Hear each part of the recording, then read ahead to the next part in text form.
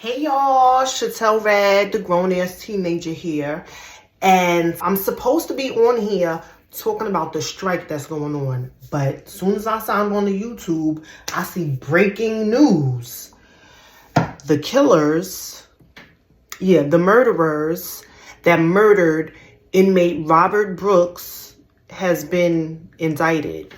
So let's watch the video and then we're going to get into it. I would never get my father back. The man have robbed me of that opportunity. You've been charged by an Oneida County grand jury with various crimes, the top count of which is murder in the second degree. Grand jury tonight. Racist murderer! This is not that bitch! Give him bail! No bail! That's it! You want that? Outbursts of emotion in court today as correction officers are arraigned on murder charges in the death of Robert Brooks. Good evening and thank you for joining us. I'm Mark Mulholland. Sabrina is off tonight. 6 New York State correction officers are accused of murder tonight. Prosecutors identified the men who they say took the life of inmate Robert Brooks at Marcy Correctional in December. Tessa Bentulin was in Oneida County Court today as one after another, the handcuffed defendants pleaded not guilty. Tessa joins us now live from Utica. And Tessa, the reaction from people in the court was an indication of how emotionally charged this case is. Yeah, Mark, that is absolutely correct here in Oneida County. We heard from some supporters, some family members and friends of Robert Brooks. Some of them made their points heard in the courtroom, actually. Some, as you heard, were saying no justice, no peace. Some of them even called the defendants here murderers. So it was very politically charged in that courtroom. And as for the people charged with murder, these corrections officers and sergeants, as for murder, there were 6 of them that were charged: Nicholas Anzalone, David Kingsley, Anthony Farina, Christopher Walright, Matthew Gallagher were all charged with murder. There was another one that was charged with murder, but that name has been redacted from this indictment because they have not yet been arrested. As for manslaughter, Michael Mashaw, Michael Fisher, David Walters, charged with manslaughter, and one more, Nicholas Gentile, charged with tampering with physical evidence. And we also learned in this indictment as well, it says Mr. Brooks was at various times restrained, beaten, choked, among other things, with minimal resistance.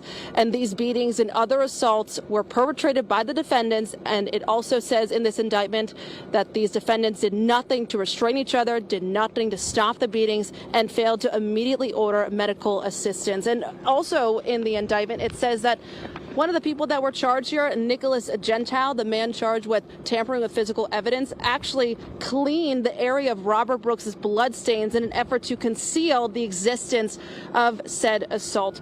Also, for many of these defendants, bail was set at $250,000, giving them the chance to go home to their families, something that did not sit well with the family of Robert Brooks. And we spoke to his father today after court. He did a crime. He went to jail. He was sentenced to 12 years. He did 8. He was preparing to come home to make a difference in his community, to make a difference in my life, to make a difference in his little sister's life, to make a difference in his big brother's life. He was denied that opportunity. So he didn't get to come home. So the family is happy that there is charges in this case, but they're upset with that bail that was set. We also spoke with the Onondaga district attorney here, who is the one that is handling this case of Robert Brooks. And he tells us that the family of Robert Brooks does not want him to die in vain. And they made sure of that with this court hearing. Reporting live here in Utica, I'm Tessa Bentulin for News Channel 13. Mark, back to you. Tessa, good work out there. Thank you very much. There was 13 officers and a nurse that was involved in the situation. That's what they said when they reported the beating, which I have the video posted and I'm going to put the link in the description for anybody who didn't see the beating. If you want to, I mean, it's very brutal. It's horrible. Now let's get back to why out of the 13, they only charged 6 with murder. And not only did they only charge 6 with murder, they also gave them bail. Why? They don't give regular murderers bail. They don't give regular killers bail. They don't give people that brutally beat a man to death with their bare hands bail. I've never seen it. 3 of them got indicted for manslaughter, which I know people not feeling that because they feel like everybody should get charged with murder. However, the technicality of it, like if they didn't actually put their hands on him and partake in the physical part of the murder, they're not going to be found guilty on murder. So this is why they probably gave them manslaughter. I mean, I'm just assuming and guessing at this point because I don't know that to be 100% sure.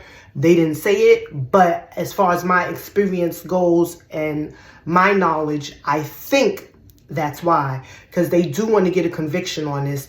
And if they didn't partake in the actual murder, they will get convicted on a manslaughter charge and they will not be found guilty on murder.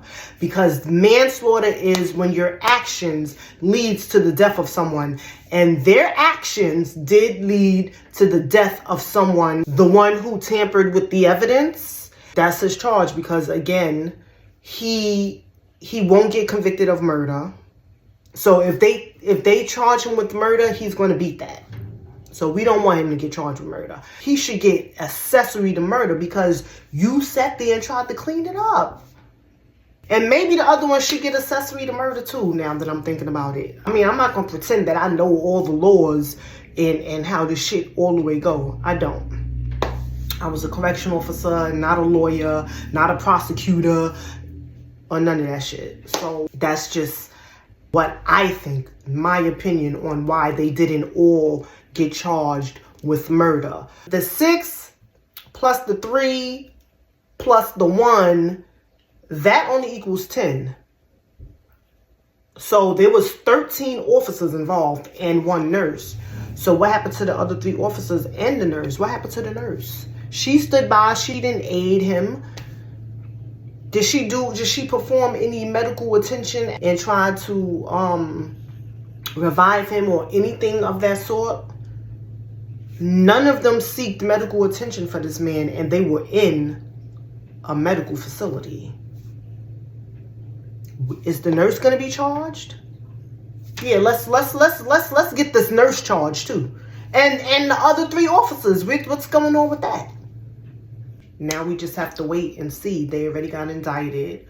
Hopefully they are convicted, and hopefully they get the right amount of time that they should get for the crime that they committed. But we all know how that goes, and especially when you have the complexion for the protection, sometimes things seem to work in your favor. I know people have been waiting and waiting, just like me, to see what happens with these officers, because they was only calling for them to be fired. But I'm glad that they did the right thing and they got formally charged. So that's it. That's all I got to say about that, y'all. Until next time. Peace.